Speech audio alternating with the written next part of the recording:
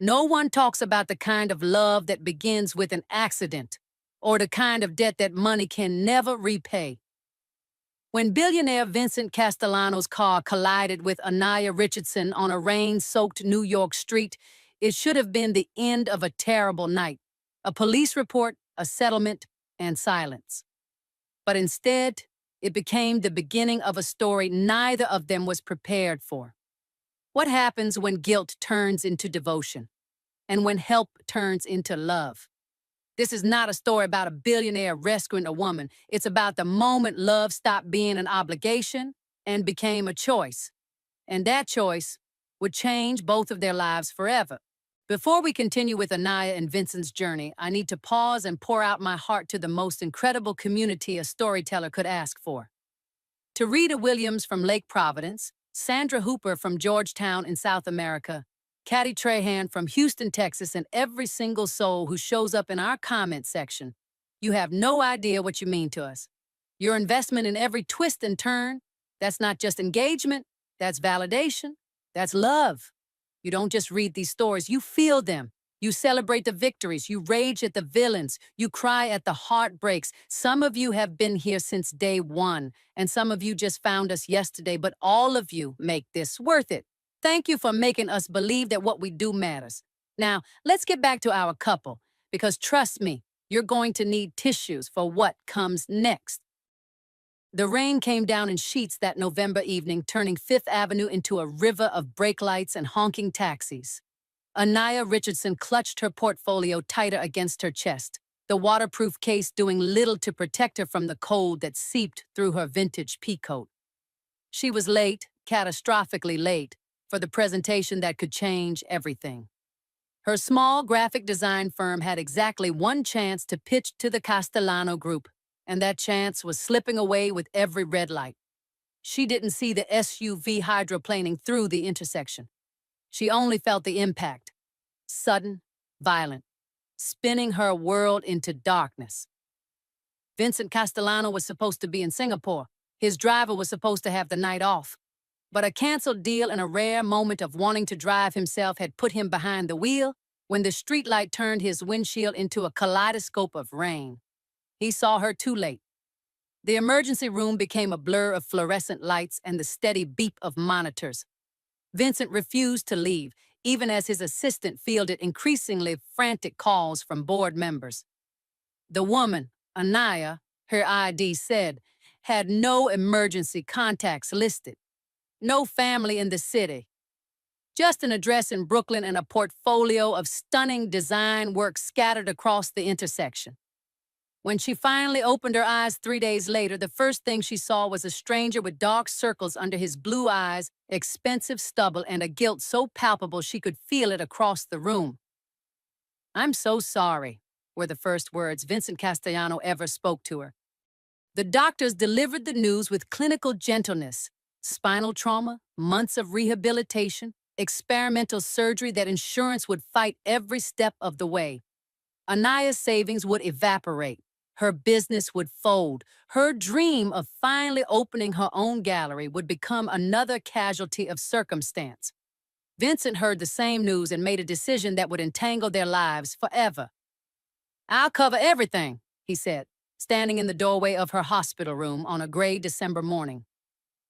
"Medical bills, physical therapy, living expenses while you recover, all of it." Anaya's pride flared, bright and hot. "I don't need your guilt money." "It's not about guilt." He stepped closer and she noticed the way his hands trembled slightly. "It's about responsibility. I took your life from you that night. Let me help you get it back." She wanted to refuse. God, how she wanted to refuse, but the numbers on the medical bills were already astronomical, and the insurance company had started using words like pre-existing conditions and liability disputes. "Fine," she said finally, hating how her voice cracked. "But this doesn't make us friends. You're just paying what you owe." Vincent nodded, something unreadable flickering across his face. "Of course." He didn't tell her that he'd already called in every favor he had to get her the best neurosurgeon in the country. He didn't mention that he'd had his team delay the insurance disputes by burying them in paperwork. He definitely didn't mention that he'd personally collected every piece of her scattered portfolio from that intersection, staying until 3 a.m. in the rain to make sure nothing was lost. Some things Vincent had learned in his ruthless business career were better shown than said. Physical therapy was hell. Anaya pushed herself with a fierce determination that both impressed and terrified her doctors. Vincent was there for most of it, not hovering, but present, sitting in the corner of the rehabilitation center with his laptop, supposedly working. But she noticed how he looked up every time she struggled, every time she succeeded. "Don't you have a company to run?" she snapped one day, frustrated after failing to walk more than 10 steps without the parallel bars. "I have executives for that." He didn't look up from his screen. "Good ones. I pay them obscene amounts of money so I can be here." "Why?" The question burst out of her. "Why do you even care this much? You've paid your debt. Your lawyers have covered all the liability. You don't owe me your time." Vincent finally looked up, and the expression on his face made her breath catch. "Maybe I'm not here because I owe you. Maybe I'm here because I want to be." The air between them shifted. 3 months into her recovery, Anaya took her first unassisted steps. Vincent was in Tokyo for an unavoidable merger, but when she texted him a photo, just her feet, standing on her own, he called immediately, his voice rough with emotion. "I'm so proud of you," he said, and she could hear the smile in his words. "God, Anaya, you're incredible." "I'm just walking," she said, but her eyes were wet. "Normal people do this every day." "You're not normal people. You're extraordinary."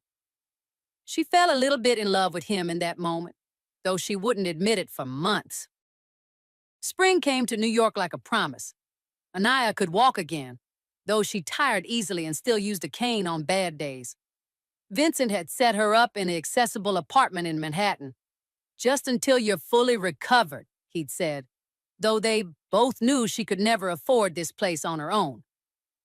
They fell into a rhythm. Coffee on Saturday mornings at the cafe near her physical therapy.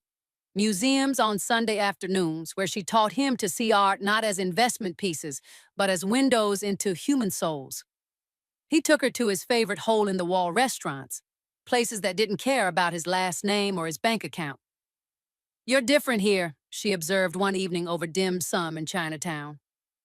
"Not the billionaire, just Vincent. Maybe I'm only Vincent when I'm with you." He reached across the table, hesitated, then took her hand. "Everyone else just sees Castellano Group. You see me."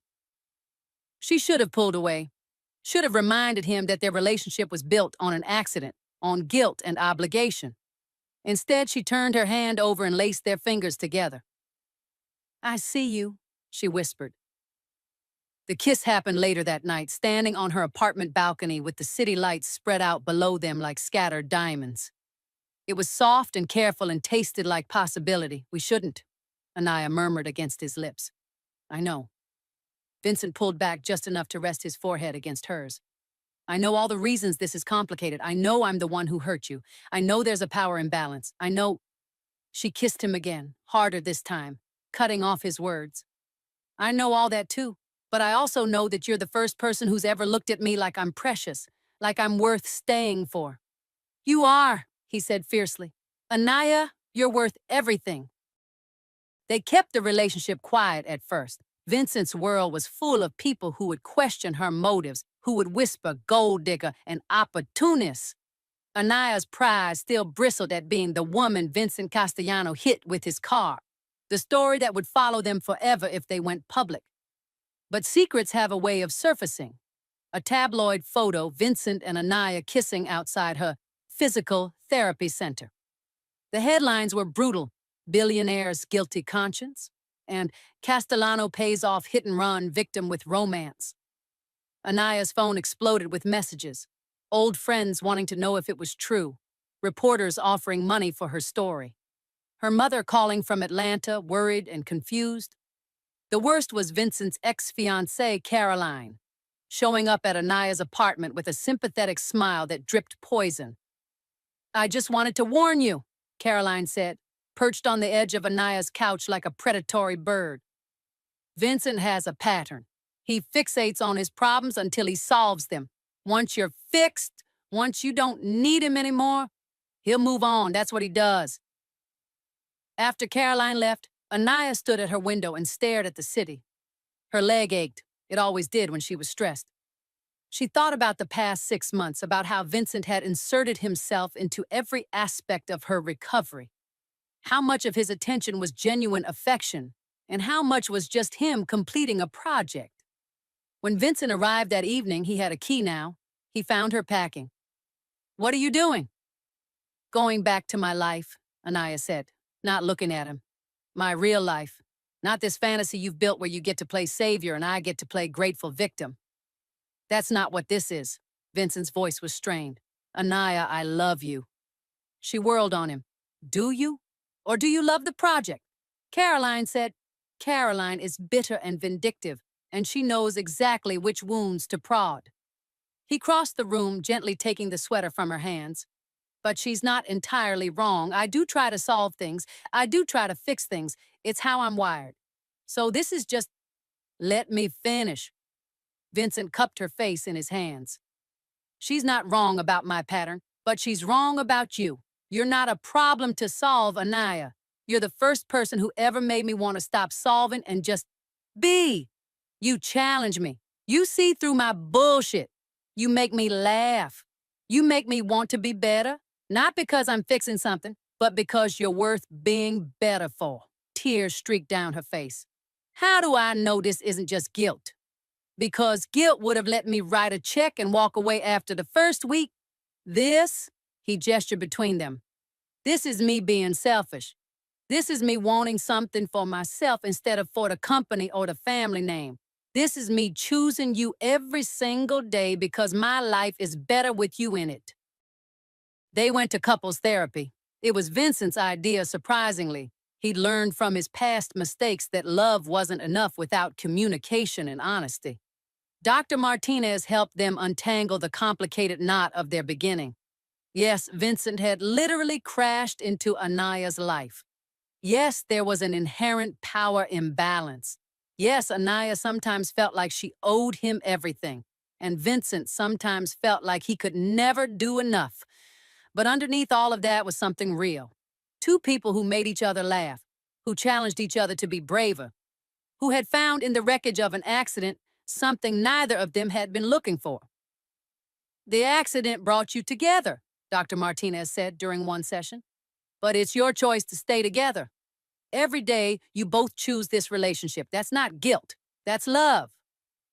Anaya was planning the launch of her gallery, her designs mixed with emerging artists she'd discovered, when Caroline struck. Vincent came home at 2 a.m. looking like he'd been hit by a truck. Anaya woke to find him sitting on the edge of their bed, head in his hands. "What's wrong?" She sat up immediately, heart pounding. "Caroline was at my office today."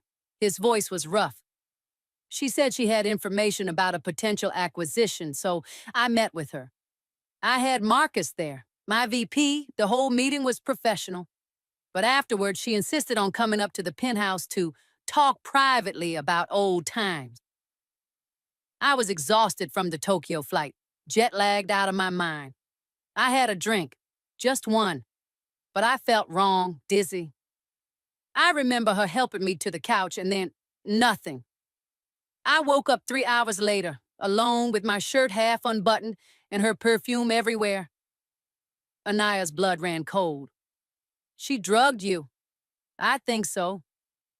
"And Anaya—" He finally looked at her, and she saw fear in his eyes. "She just sent me these." He handed her his phone. The photos made her stomach drop. Vincent on his penthouse couch, shirt open, eyes half closed. Caroline beside him, positioned to look like they were intimate, her hand on his chest, their faces close together. In one photo, she was kissing his cheek while he looked unconscious. The old Anaya, the one from 6 months ago, would have spiraled, would have seen confirmation of her deepest fears. But this Anaya had spent months in therapy, had learned to trust, had learned that love wasn't about never doubting. It was about choosing to believe when doubt crept in. "You came straight to me," she said quietly, "the second I saw them." Vincent's voice cracked. "Anaya, I swear to God, nothing happened. I would never—" "I know." She took his face in her hands. "I believe you. Now show me the message she sent with the photos." Vincent pulled up the text. "You have 48 hours to end things with her. Make it dignified. Tell her you're not ready for commitment, that the guilt is too much. Whatever story you want. But break her heart gently and walk away. If you don't, these photos go to every gossip site in New York, and I'll make sure everyone knows you've been playing her from the start.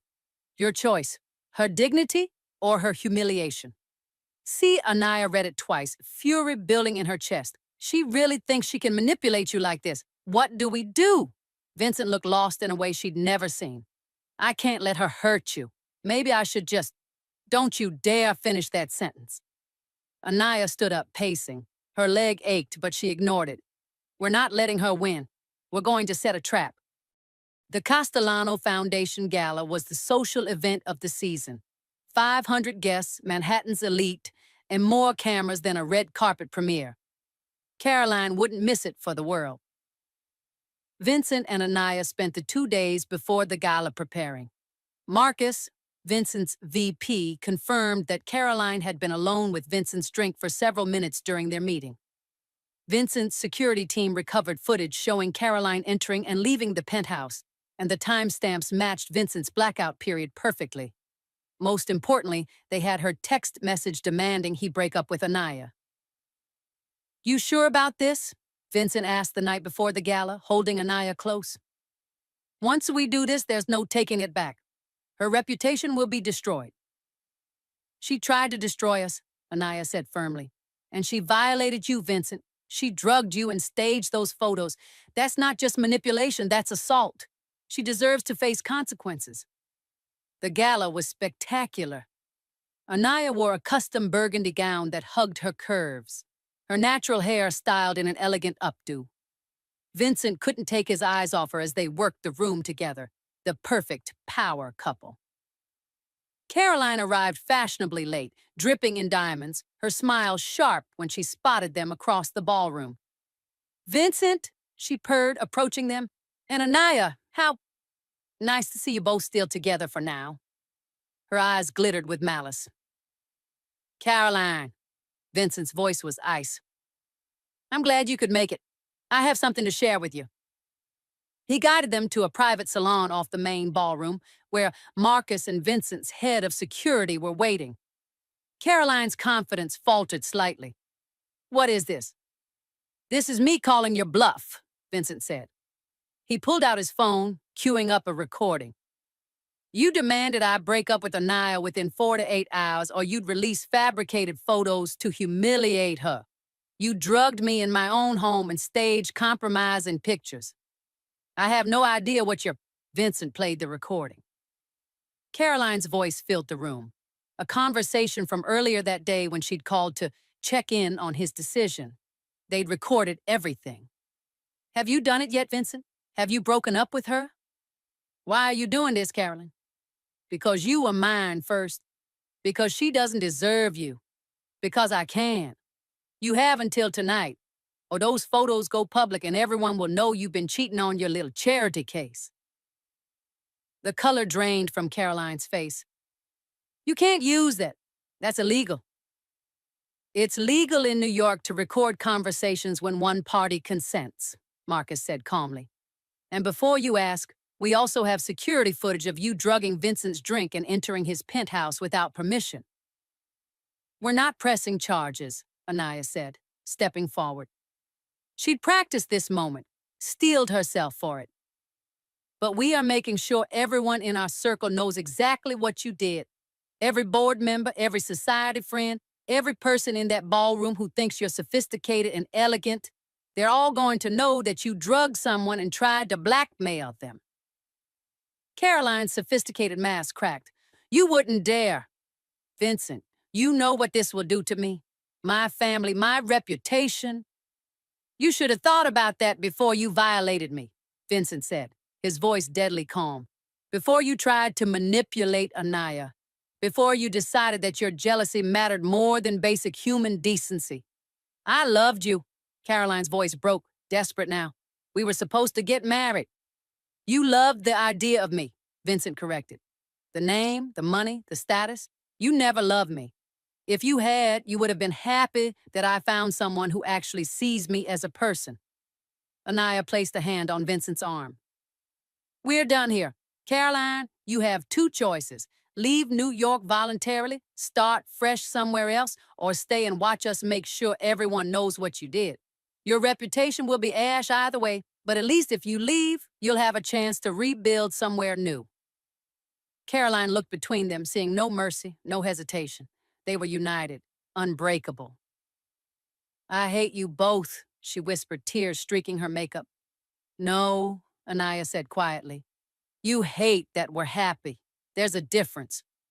Caroline fled the gala within the hour. By morning, whispers had already started circulating. Not the fabricated scandal Caroline had planned, but the truth about her desperation and manipulation. She left for Europe 2 days later. Anaya launched her gallery that fall, her designs mixed with emerging artists she'd discovered. Vincent helped with the business side, but insisted that creative decisions were entirely hers. Opening night was standing room only, and not because of Vincent's connections. The work spoke for itself. I'm so proud of you, Vincent whispered as they stood together, watching people admire her pieces. I'm proud of us, Anaya corrected, squeezing his hand. We survived her. We survived everything. Later that night, after the last guest had left and they were alone among her artwork, Vincent got down on one knee. I know the traditional story's supposed to be different, he said, pulling out a velvet box. Boy meets girl, they fall in love, he proposes. Our story started with me literally crashing into your life and nearly destroying it. But Anaya Richardson, you took that disaster and turned it into something beautiful. You've made me a better man, not because you needed saving, but because you showed me what real strength looks like. Will you marry me? Anaya pulled him to his feet, laughing and crying at once. You know what the best part is. I don't need you. I don't need your money or your name or your protection. I'm whole all by myself. Vincent's face fell slightly, but she cupped his cheek. I don't need you, she repeated, smiling. But I choose you anyway. Every single day I choose you. That's so much better than need. Yes, Vincent. Yes, I'll marry you. They married 2 years after the accident, in a small ceremony in Central Park. Anaya wore her grandmother's pearls and walked down the aisle without a cane, though Vincent had made sure there were seats along the way, just in case. His vows made her cry. You've taught me that strength isn't about being invulnerable. It's about falling down and getting back up. You've taught me that love isn't about saving someone. It's about standing beside them while they save themselves. You've taught me that the best things in life are the ones we don't plan for. I hit you with my car, and somehow you decided I was worth keeping. Her vows made him cry too. You've taught me that accepting help isn't weakness, it's courage. You've taught me that love can grow in the strangest soil. You've taught me that the worst day of my life led to the best thing that ever happened to me. You broke my spine, and somehow you gave me the strength to stand taller than I ever did before. Years later, when people asked how they met, they learned to laugh about it. He quite literally swept me off my feet, Anaya would say. She stopped me in my tracks, Vincent would add. But late at night, when the city was quiet and they were alone, Vincent would pull Anaya close and whisper, "Thank you for giving me a second chance." And Anaya would kiss him softly and reply, "Thank you for showing me that sometimes the collision is just the beginning of the journey." They had been broken by chance and healed by choice. And in the space between impact and recovery, they had found something neither expected, a love that was worth the wait, worth the pain, worth everything. Because the best love stories aren't about perfection. They're about two imperfect people who decide that together is better than apart, no matter how they got there.